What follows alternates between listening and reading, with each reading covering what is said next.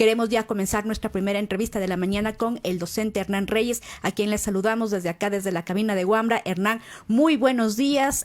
Coméntanos un poco de estos gestos, digamos, en las últimas horas después de la consulta popular que se ha visto de Guillermo Lasso. Buen día, Jorge. Gracias. Bueno, creo que los gestos que se ven, el texto, el discurso que finalmente se difundió, la propia actitud del presidente Guillermo Lasso está mostrando dos cosas fundamentalmente. Por un lado, digamos, desesperación, falta de cabeza fría, yo diría una enorme dosis de ansiedad y evidentemente ausencia de toda estrategia de comunicación política. Pero por otro lado, yo diría también está mostrando una faz, una cara del presidente que hasta ahora los ecuatorianos no conocíamos, o al menos la conocíamos parcialmente, en el sentido de abrirse frentes y convertir en enemigos a quienes de alguna manera siente que le amenazan.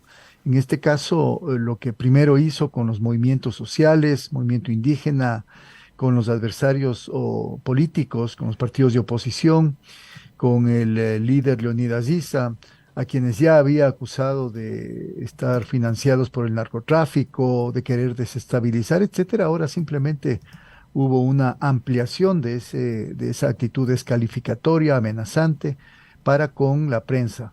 Entonces, me parece que ese es el principal elemento que habría que señalar, y con eso, como digo, se abre un frente más de batalla, se desenmascara más todavía en el autoritarismo que le es, yo diría, consustancial a su gobierno. Y finalmente creo que complica más las cosas, porque la respuesta de el medio digital aludido fundamentalmente ha sido que no va a dar el brazo a torcer, y por ende va a seguir manteniendo acorralado, diría yo, al gobierno con estas gravísimas acusaciones, no solamente de una trama de corrupción en las empresas públicas, sino ahora también de vinculación con la mafia albanesa. Y justamente, bienvenido Hernán, gracias por acompañarnos. Justamente, ¿qué relevancia tiene en la agenda pública estos temas que se instalan entre la presidencia de la República, el Ejecutivo, y también un medio digital que estuvo acompañando no hace mucho justamente las acciones también de difusión y hasta la llegada del gobierno del presidente Guillermo Lasso, y en cierta medida desplazan a otros temas, a otras realidades que se viven en el país y que no son nombradas?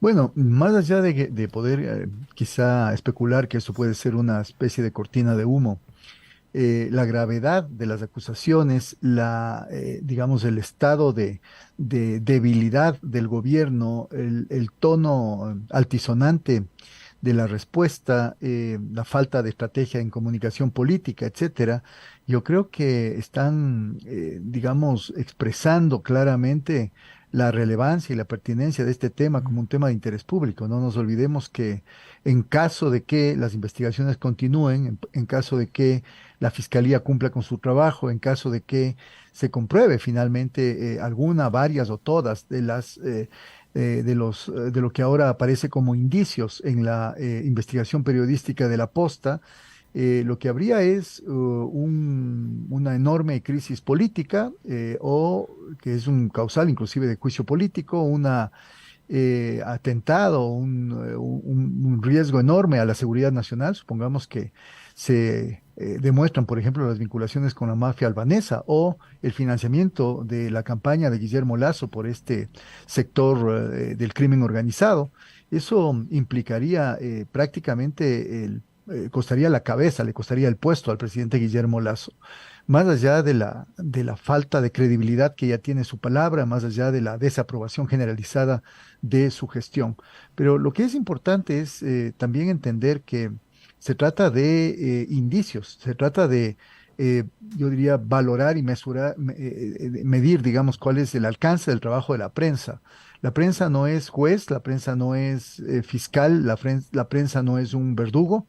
La prensa, lo que debería ser siempre es un espacio de cuestionamiento y de crítica al poder, sobre todo cuando existen indicios, porque yo quiero utilizar esta palabra, de que desde el poder se están cometiendo tropelías y se están cometiendo actos reñidos con la ética y con el manejo probo de la cosa pública.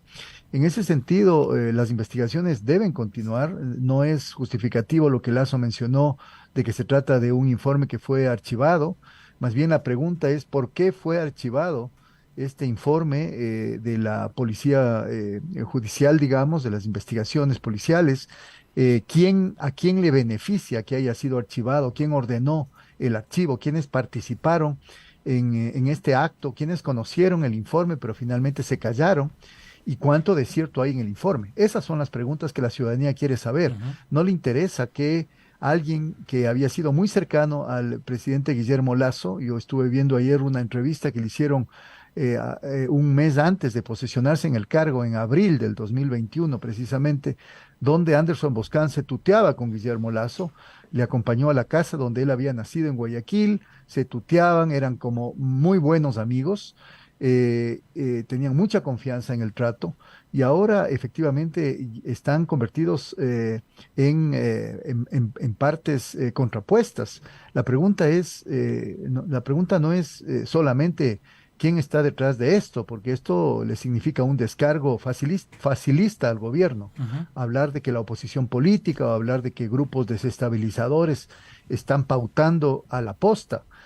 Más allá de que nos guste o no nos guste este medio digital o que estemos o no estemos a favor de la modalidad que ha tenido este medio digital para transparentar, digamos, difundir, hacer público estas graves acusaciones, más allá de eso, yo creo que el presidente de la República está mostrando más bien quién es él y está mostrando que todo su discurso sobre la libertad de expresión, sobre esa tolerancia infinita que decía tener a toda crítica, inclusive a quienes están difamando, llegó a decir, ahora finalmente se le ha acabado y el tono que usa es un tono amenazante, es un tono que ha recibido ya inclusive las respuestas muy claras y explícitas, inclusive de quienes le apoyaron. Estoy pensando en Fundamedios, por ejemplo, estoy pensando en la red de periodismo libre, que también ahora ha salido, como era obvio que iba a salir, a defender al periodismo en general, que ha sido gravemente amenazado y acusado inclusive de ser cercano a una práctica terrorista.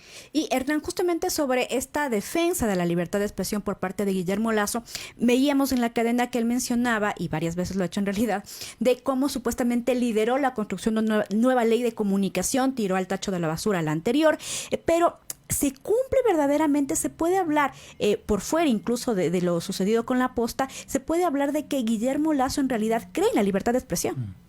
No, en absoluto. Yo creo que el show se le cayó, ese show que armó para votar en un tacho de basura, como bien mencionas, Verónica, la ley orgánica de comunicación, esas palabras tan grandilocuentes que mencionaba siempre hacia lo interno y lo externo, de que él era el más respetuoso de la libertad de expresión, y esas comparaciones que se hacía con gobiernos anteriores, a quienes efectivamente acusaba de dictatoriales, de gobiernos que querían acabar con ese derecho llamado libertad de expresión y libertad de prensa.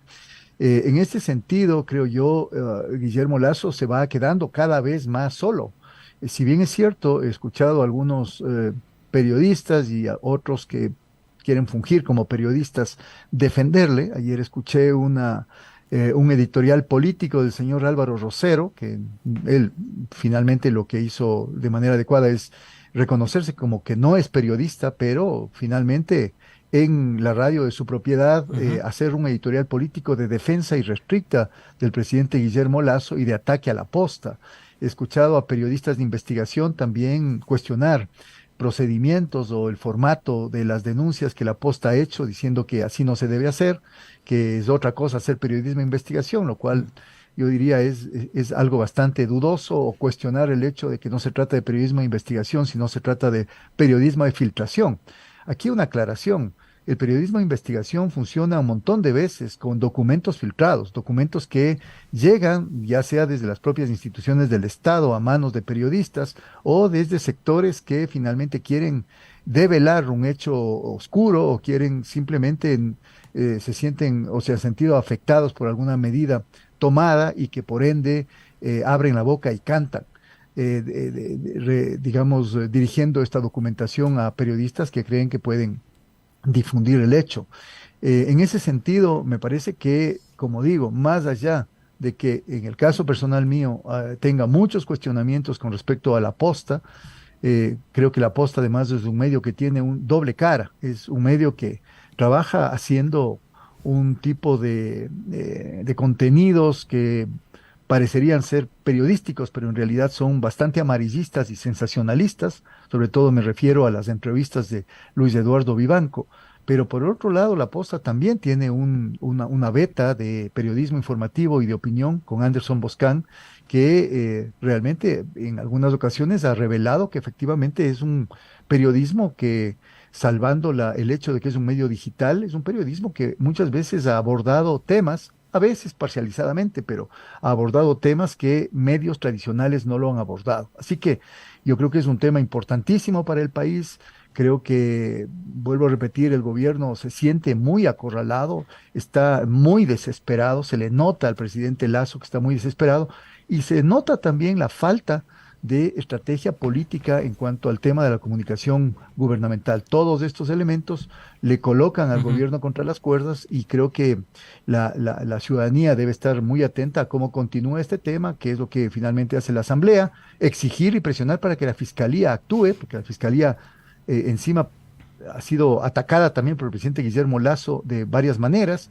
Creo que debe cumplir esta vez sí su trabajo. Y justo de esta última parte de la estrategia comunicacional, el discurso más consistente, pensar más estratégicamente, vemos como varias versiones en menos de 15 días de Guillermo Lazo, y me refiero, se dan los resultados de las elecciones seccionales y sobre todo de la consulta popular, y tenemos un primer discurso a la nación del presidente Guillermo Lazo más conciliador, de un llamado a la unidad nacional, nuevamente regresar como a este acercamiento a actores políticos, a movimientos también.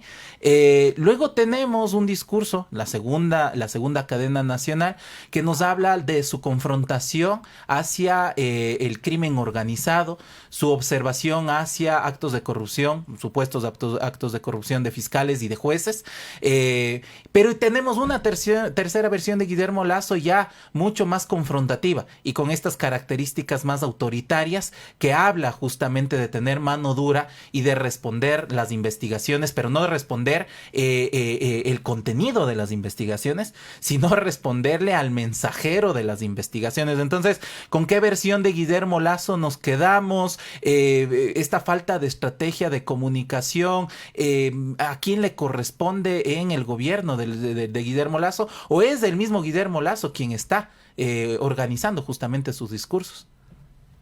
Bueno, en psiquiatría hay un tema que es bastante polémico y debatido, la existencia o no de las personalidades múltiples en las personas.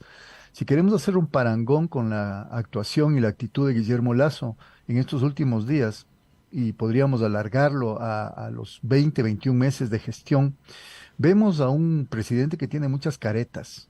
La última de las cuales se la intentó poner el día lunes 6 de febrero, aceptando timoratamente la derrota en la consulta popular. Ni siquiera mencionó obviamente los gobiernos seccionales, porque ahí ya se sabía que no tenía ninguna posibilidad ni chance de victoria. Llamando a un gran acuerdo nacional, tendiendo la mano a los sectores políticos para poder de alguna manera solventar lo mal hecho. Eso fue casi el mensaje que quiso enviar. Le duró la cordura prácticamente una semana. A la semana o menos de eso ya atacó al Poder Judicial, ya atacó a la Fiscalía, ya ordenó que se retiren policías que estaban trabajando en la Fiscalía, inclusive en la propia protección y seguridad personal de la Fiscal General de la Nación. Luego de eso, un juez echó atrás esa medida. Es una medida gravísima porque prácticamente es dejar a foja cero nuevamente un montón de casos, no solamente de este gobierno, sino de los anteriores que estaba la Fiscalía investigando.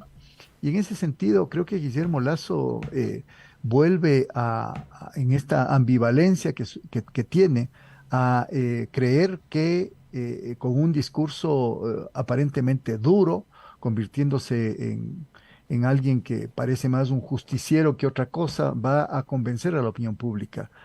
A mí me gustaría ver mediciones de las encuestadoras luego de estos últimos acontecimientos sobre la credibilidad en la palabra del presidente Lasso y la aprobación de su gestión. Mm. Yo creo que ahora quizá puede estar bordeando el 10% o quizá menos. Es decir, a mí me parece que son contraproducentes estas actuaciones discordantes entre sí, contrapuestas entre sí, contradictorias, que finalmente no muestran un mínimo de liderazgo, ni tampoco muestran en lo más mínimo la actitud de un estadista.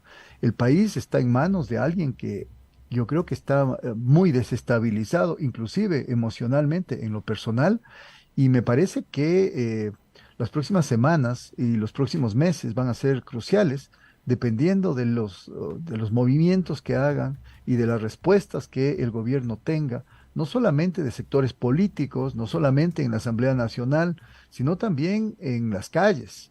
No nos olvidemos que hay sectores que están llamando ya a las calles. Vi un comunicado, un manifiesto de la FEUE Nacional, estudiantes universitarios, que ya estarían manifestando estar entre aquellos que se sienten absolutamente hartos de esta actitud y de esta mala gestión del gobierno de Guillermo Lasso. Entonces, creo que el tema es el momento más difícil de estos 21 meses para Guillermo Lasso, sin duda alguna. No creo que atacando al mensajero pueda disminuir toda la explosión que ha tenido esto en redes sociales, aunque no en medios tradicionales de comunicación, que Ujú. todavía de alguna manera están manteniéndose distantes de este tema. Hernán, agradecerle por esta entrevista y muchísimas gracias. Ya, gracias a ustedes. Nos vemos, Verónica. Un buen día, Jorge.